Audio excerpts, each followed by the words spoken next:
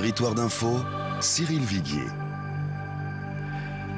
Bonjour, bonne semaine, bienvenue dans la matinale d'Info de Public Sénat et de Sud Radio avec la participation de la presse quotidienne régionale. Aujourd'hui, notre invité, c'est Bruno Le Roux. Bonjour Bruno Le Roux, bonjour. Vous êtes président du groupe PS à l'Assemblée nationale et vous êtes député de Seine-Saint-Denis. Pour vous interviewer ce matin, avec une actualité chargée, Véronique Jacquier de Sud Radio. Bonjour Véronique. Bonjour Cyril. Bonjour. Et Mickaël Zamès de Public Sénat. Bonjour Mickaël. Bonjour à tous. Bruno Le Roux, tout le monde condamne ce qui s'est passé à Marseille, mais personne ne dit ce qu'il faut faire pour mettre fin à cette violence. Je pense que ce qu'il faut faire, ce n'est peut-être pas satisfaisant pour ceux qui vont m'entendre, mais c'est continuer sans relâche l'action qui a été entreprise à Marseille depuis maintenant plusieurs mois.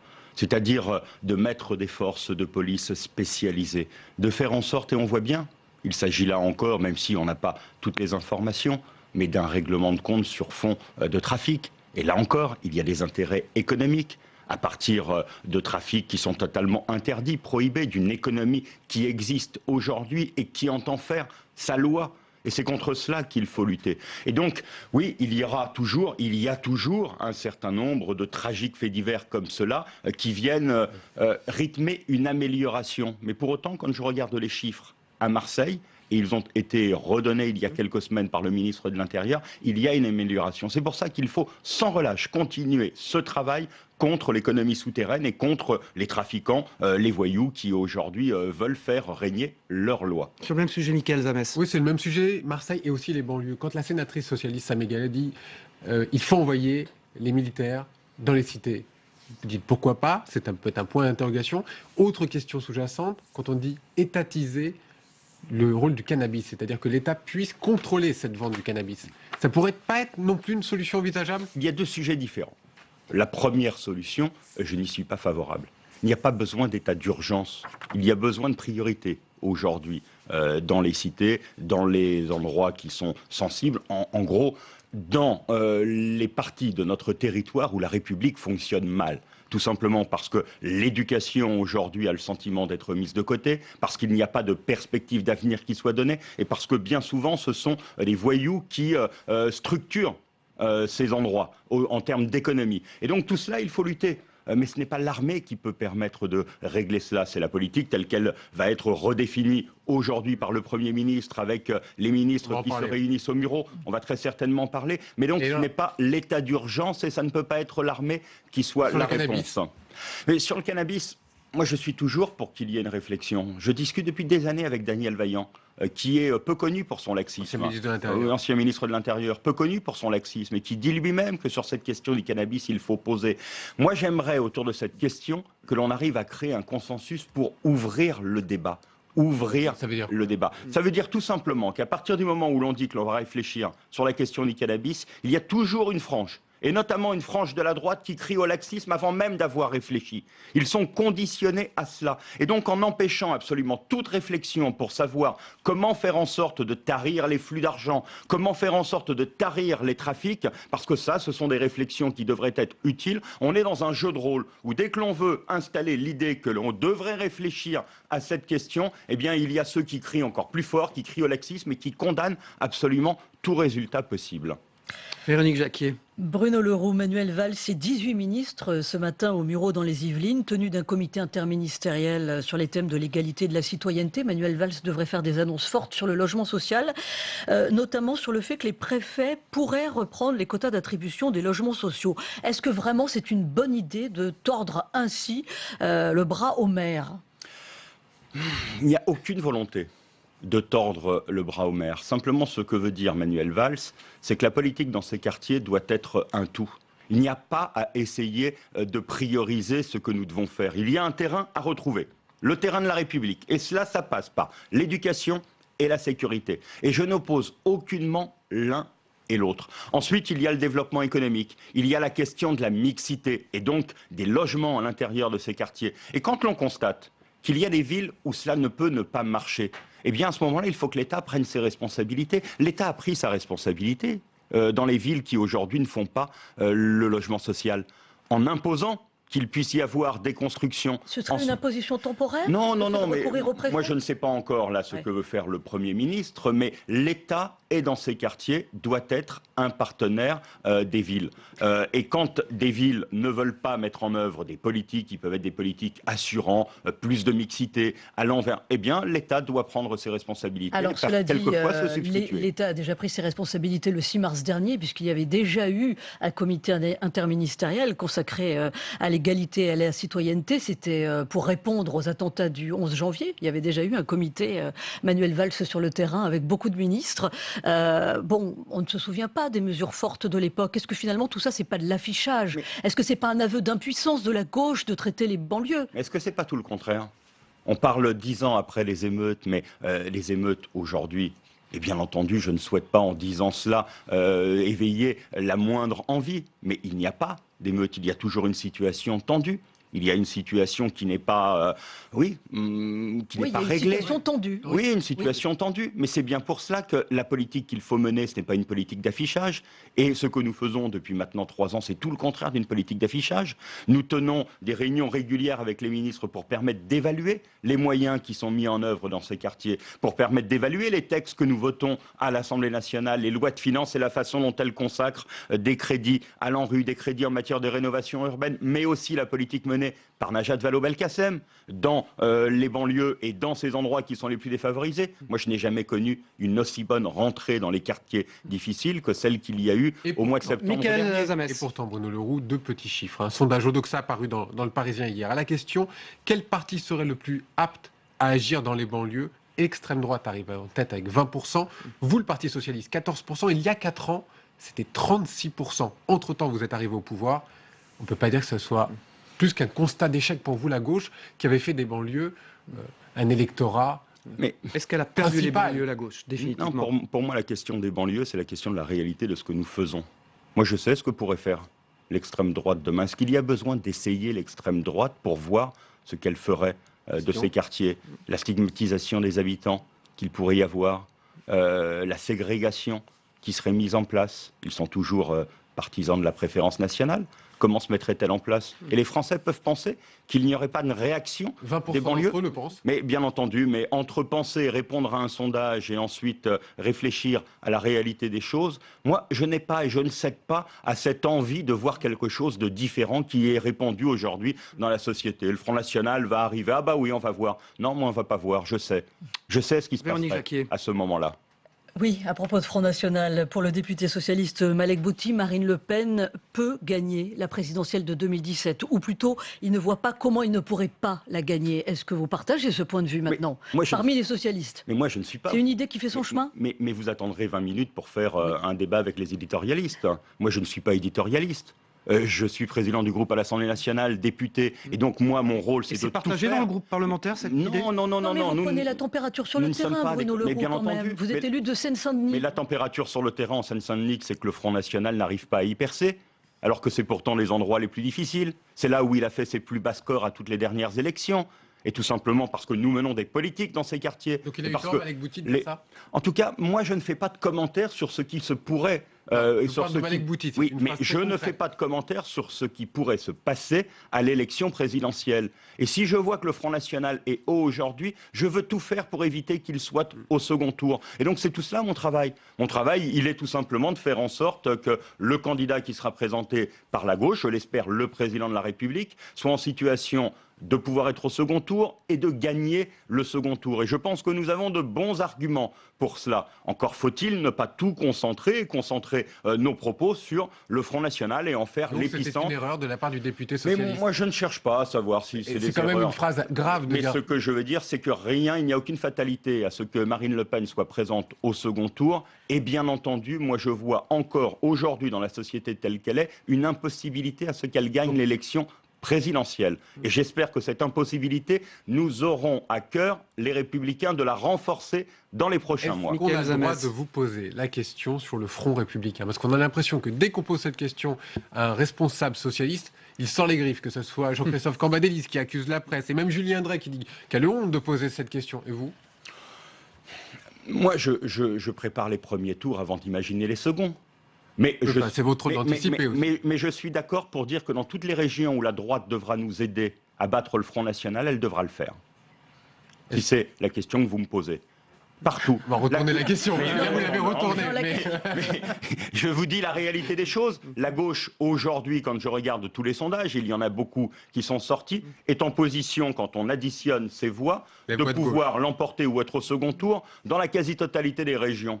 Et donc, je pense qu'elle est le meilleur rempart demain à l'extrême droite. Le problème sur la droite. Je ne renvoie aucun problème. Je fais mon travail de premier tour qui est d'arriver le plus haut possible, de savoir rassembler toutes les forces de gauche. Et j'appelle bien entendu la droite, puisque je pense que nous sommes aujourd'hui le meilleur rempart à l'extrême droite. Je l'appellerai, le moment venu, à prendre ses responsabilités pour aider à cela. Oui, mais si, pour les régionales, vous arrivez en 3e position, là, c'est la gauche qui devra aider la droite ? Mais comment vous faites ? Est-ce qu'il est envisageable, que vous vous retiriez, c'est-à-dire que vous n'ayez pas d'élu ? Mais la question n'est pas d'arriver en 3e position. Moi, vous savez, j'ai ma première élection en 1992, sur une élection cantonale, j'étais arrivé en 3e position, derrière le Front National et derrière le RPR à l'époque. Et pourtant, j'avais gagné largement au second tour parce qu'il y avait un total de gauche qui permettait de gagner et que j'avais rassemblé la gauche au second tour. Donc la question n'est pas d'arriver 2e, 3e. La question, elle est d'être assez haut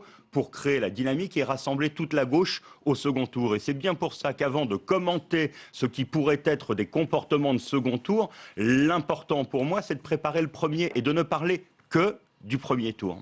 Un mot des régionales en Bretagne. Il y a la présence d'une liste bonnet rouge qui est quand même créditée de 10% des intentions de vote. Avec une France avec 13 super régions, est-ce que François Hollande n'a pas ouvert la porte à la dislocation de l'État-nation ? Est-ce qu'on ne va pas avoir de plus en plus de listes de ce type avec des revendications identitaires régionales ? On a connu dans les quartiers, pour revenir à ce dont nous discutions tout à l'heure, des listes qui représentaient les quartiers. On va connaître des listes et on connaît aux élections mais un jour, on peut connaître ce qui se passe en Catalogne aussi. Non, je crois que la République est assez forte pour... et je viens d'ailleurs sur un débat qui va avoir lieu au Sénat dans les heures qui viennent, celui sur les langues régionales.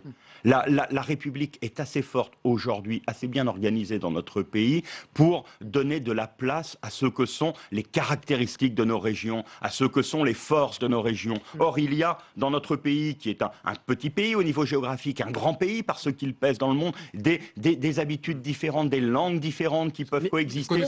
Mais Michael Zames, vous êtes pour qu'on ouvre la boîte de Pandore avec l'institutionnalisation de ces langues régionales, comme le souhaite François Hollande. Mais pour moi, ce n'est absolument pas une boîte de Pandore. C'est la reconnaissance de la diversité de la République. Et il n'y a dans notre pays, que ce soit au niveau des partis tels qu'ils sont aujourd'hui, ou même que ce soit dans chacune des régions, aucune volonté séparatiste. Les volontés séparatistes, elles sont toujours très très minoritaires dans nos régions. Et les bonnets rouges dont vous parliez, c'est plutôt d'ailleurs un mouvement qui est un mouvement régional, qui n'est pas basé sur une demande de séparation de la Bretagne du reste du pays, mais de prise en compte de réalités régionales. Puisqu'on est sur la Bretagne, Michael Zames. Jean-Yves Le Drian, s'il gagne, il démissionne. S'il perd, il démissionne. On n'a donc plus de ministre de la Défense. Mais moi, j'attendrai le résultat des élections. Et Jean-Yves Le Drian est un assez, j'allais dire un assez bon ministre. Il a été un ministre essentiel à la France. À la France, pas simplement à la gauche, à la France pour son action. J'espère bien qu'il va gagner cette élection. Et moi, je regarderai le lendemain de l'élection ce qui sera sa position. Il connaît les règles. Il le dit lui-même, et donc ce n'est pas à moi de lui dire ici ce qu'il pourrait avoir à faire. Il y a un autre candidat sur lequel pourrait se jouer aussi un certain avenir, c'est le président de l'Assemblée nationale, Claude Barthelone. S'il gagne la région Île-de-France, il s'en va, lui aussi, de la présidence de l'Assemblée nationale. S'il perd, qu'est-ce qui se passe ? Moi, je l'ai déjà dit, je ne me mets pas dans ce cas de figure. Mais je fais sa campagne. C'est votre rôle de président de groupe Parti socialiste d'anticiper ce genre de choses. Mais je l'ai dit très clairement. Lui-même, d'ailleurs, Claude Barthelone a dit alors je reviendrai devant le groupe et le groupe me dira ce que je dois faire. Ça se fait par acclamation. Et moi, je lui ai déjà dit que le groupe saluerait à ce moment-là la décision qu'il a prise, le remercierait et, bien entendu, le conforterait dans la responsabilité qui est la sienne. Mais cela ne se passera pas comme ça.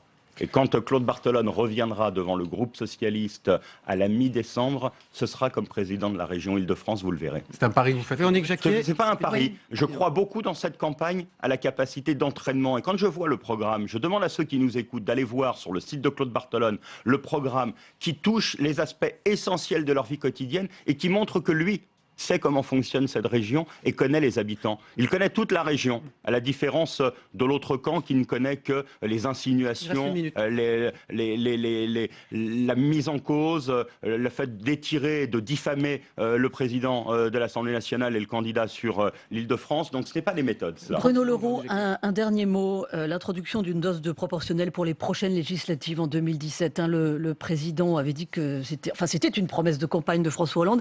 Est-ce qu'il y a une chance pour que cette promesse voie le jour? Je n'y crois pas. Voilà. Je n'y crois pas. Une dose de proportionnelle impliquerait un redécoupage de nos circonscriptions. Je ne pense pas que ce soit le moment. Oui, mais des Verts demandaient la proportionnelle intégrale. Hein. Et je pense là non plus que ce n'est pas la solution. Merci Bruno Le Roux. Vous êtes président du groupe socialiste à l'Assemblée nationale et député de Seine-Saint-Denis. À bientôt, merci. Bientôt. On passe à l'analyse de ce qu'a dit Bruno Le Roux et de l'actualité ce matin avec les éditorialistes de la presse quotidienne régionale dans un instant.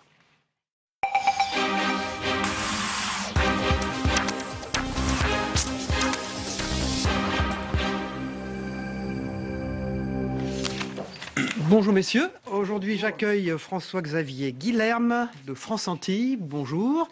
Et j'accueille Guillaume Doyen, rédacteur en chef des éditions régionales du Parisien aujourd'hui en France. Bonjour. Guillaume, on commence par les banlieues si vous voulez bien et ce que nous a dit aujourd'hui Bruno Le Roux. Est-ce que vous l'avez trouvé convaincant d'abord Oui, c'est toujours le bon soldat de la Hollandie. Bruno Le Roux, il est efficace, il relaye bien le discours du gouvernement. Il soutient les camarades ministres, il soutient toujours très bien le président de la République. Il faut continuer l'action. Il faut continuer l'action, il faut continuer comme ça marche bien. Il a réussi à parler de Madame Najat Vallaud-Belkacem en bien. Ouais. Donc voilà, un élément toujours fiable et fort. Ce n'est pas l'état d'urgence pour lui. Non, pas du tout. Bien en dépit de crimes qui empoisonnent la campagne, on pense à Marseille, là, il s'affaire à rassurer, et il le fait, je dois dire, assez bien. Sur le cannabis, alors ça m'intéresse d'avoir le point de vue de François-Xavier Guilherme, puisqu'on sait que les Antilles sont aussi une plaque tournante, il dit qu'il faut ouvrir le débat sur le cannabis, dès qu'on veut l'ouvrir, au fond, la droite s'y oppose.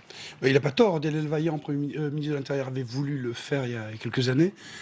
Il y a une vraie question de société à poser, hein, parce que l'argent du cannabis, ça finance plein de choses qu'on ne sait pas exactement, parce que c'est de l'argent black.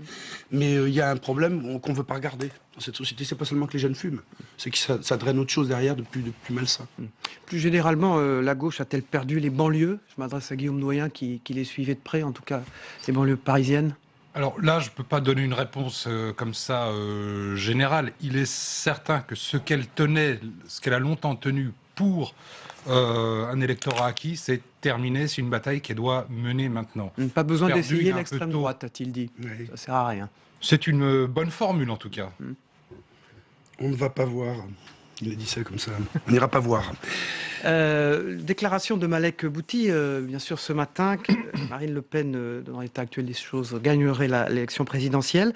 Est-ce que le Front National perce en Ile-de-France, Guillaume Doyen? Il dit qu'en Seine-Saint-Denis, ce n'est pas le cas, lui. Il a raison. La Seine-Saint-Denis n'est pas la terre d'élection du FN en Ile-de-France. Il faut dire quand même que le FN sera très probablement au second tour de la régionale en Ile-de-France, ce qui n'avait pas été le cas à la dernière élection, et ça change tout. Il pourrait monter à 20 et quelques pourcents. Ça modifie complètement la donne. Le traditionnel duel UMP ou républicain PS, il doit accepter l'entrée d'un troisième intervenant. François-Xavier Guilherme, son objectif, c'est le premier tour, pas le deuxième pour l'instant. Oui, mais ce que je peux dire, c'est que même si elle est bien placée, elle ne pourra quand même pas aller aux Antilles. À chaque fois qu'elle veut y aller, on l'en empêche. Il a lu de la question, Bruno Le Roux, sur le front républicain. Il la passe... Vite fait, mais il a raison, parce que ça ne marchera pas. Il compte sur le total voix des gauches au second tour, Guillaume Doyen? Oui, et assez habilement. Le Front républicain, il l'élude, oui, mais pas Pas totalement, si vous voulez. Il pose quand même cela dans la balance. Le FN doit rester le caillou dans la chaussure des Républicains. Ça, il le rappelle d'une certaine façon. J'ai aussi des doutes les plus sérieux sur l'hypothèse d'un front républicain. Xavier Bertrand, pour la région Nord-Pas-de-Calais-Picardie, l'a redit hier ou ce matin, c'est pas question. Mais quelle stratégie va adopter le PS? Au fond, il ne répond pas. Il peut pas. Une stratégie globale dans les 13 régions, c'est extrêmement compliqué.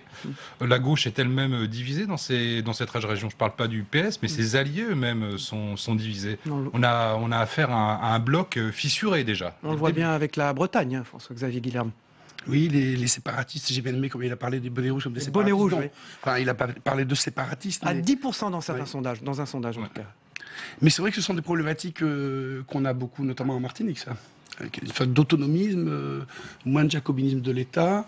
Alors bien sûr, c'est pas du séparatisme, hein, mais c'est vrai que ces régions sont un peu surprenantes, ces nouvelles grandes régions. Là. Je ne sais pas comment ça va fonctionner. Sur Jean-Yves Le Drian, il gagne, il perd, il part. Dans tous les cas. C'est une drôle de formulation pour rappeler après qu'il a été, et c'est vrai, un ministre essentiel. Un excellent ministre. Au gouvernement, est-il le moment de se séparer d'un ministre aussi populaire? Avant, on demandait à ces ministres d'aller se confronter au suffrage populaire pour se faire valider. Maintenant, il ne faut plus y aller.